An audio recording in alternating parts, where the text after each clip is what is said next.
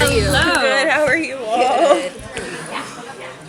So what, as you continue to play this woman, how have you grown even more fond of her than what initially sparked your interest? She has proven to be so incredibly strong. Every episode I sit down and I work on the script and I look at the choices she makes, and I'm always her honesty and her communicativeness, and there's just a strength that she has. And even with Vincent, who I think at times wants to bail on stuff, she's always there going we can do this and it's possible and we're going to fight for it, and it's not very often that her faith in that wavers. And yes, it comes from a tortured kind of place, but that aspect of her I love so much.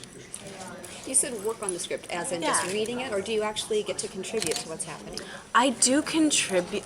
I send my thoughts on almost every episode. I work a lot on these scripts, and when I mean that from an actor perspective as well. Our pace is so fast that I don't have the luxury of spending as much time as I would like. But I go through the entire thing, and I really find if something doesn't work for me or doesn't make sense, I talk about it, and we're very collaborative about that stuff. How's that paid off for you? Can you do you have a specific example of where you kind of targeted something and they said, "Oh, we get that"? There's a lot of examples. I'm trying to think of something super specific, but I think that it's reflected in the entire arc of the character. I think it's just a collaborative environment to build Catherine, and I have never experienced that before in that way. Yeah, I wish I could give you something more specific. I'm sorry. How do you think this Beauty and the Beast is separated from every other Beauty and the Beast we've seen? Because we've seen lots of versions of the story totally. before. What do you think your story does that the others haven't been able to do? I think this story is telling the same story, ultimately. I feel we're still looking at love and love in its purest form, and what does that look like, and how do you get there, and how does love help you find your humanity? I feel that's all very much the same themes. I feel we're looking at it in a much more, the mythology is much more dense, I think, in our version. Okay.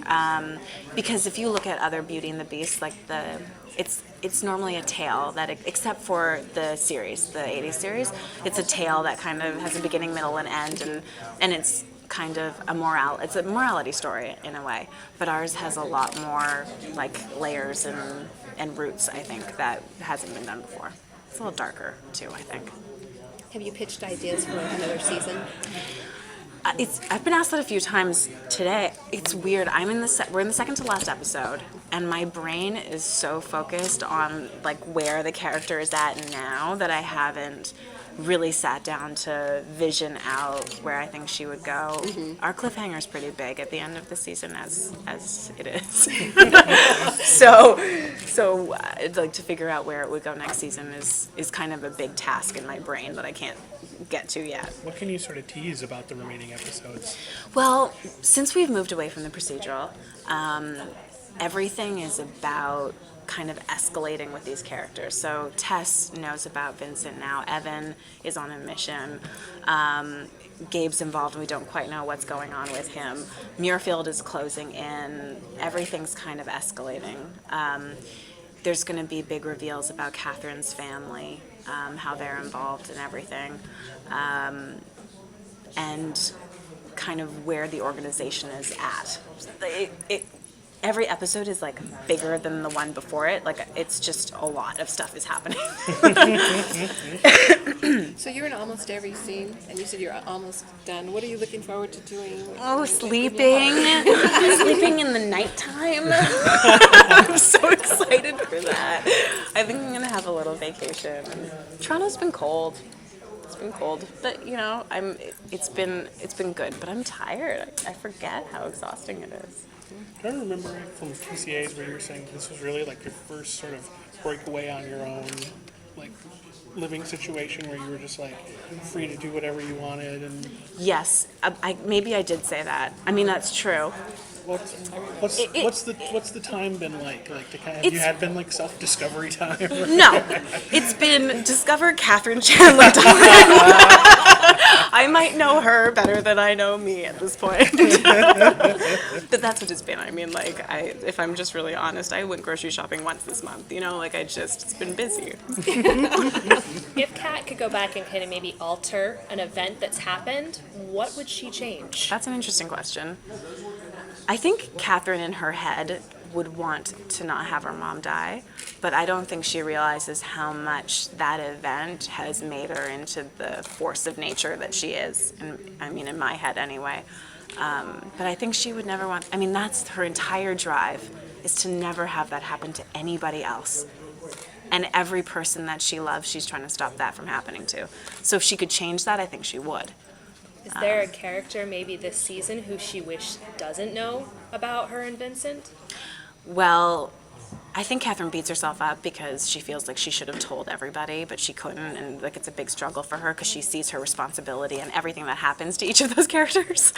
But I think that once we get back after this little hiatus, when you see what happens with Evan finding out, I think that's, I mean, him and the way that he takes all of the information, I think is the hardest for her.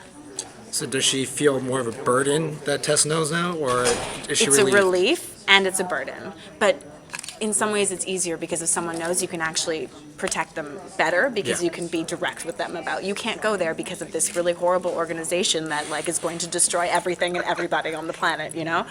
Whereas before it had to be all tentative. Yeah. But it's nice for her to have a friend. How tough of a choice was it for you to do another series? It was tough, and it really was, like I was saying, like early, like I guess last year. It really is about Sherry and Jennifer for me that I chose to do this show, and I've been really lucky with the cast and the environment. Jay is so good.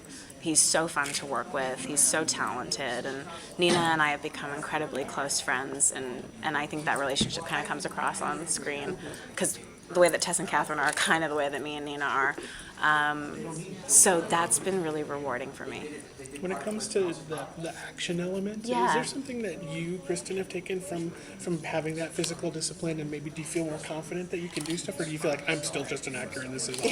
I could never really. I was actually just joking last night. We were shooting a fight scene, and Kim, who's been my double since Smallville, we've been working. She's been my fight double forever, and she kind of does it anyway. We were joking, and I was like, I feel like one day I'll just go in the street, and I'll be like, if I go like that to you, and you don't go, oh, I'll be so confused. Really, like, what are you doing? Like, why are you touching me there? It's really not scary at all.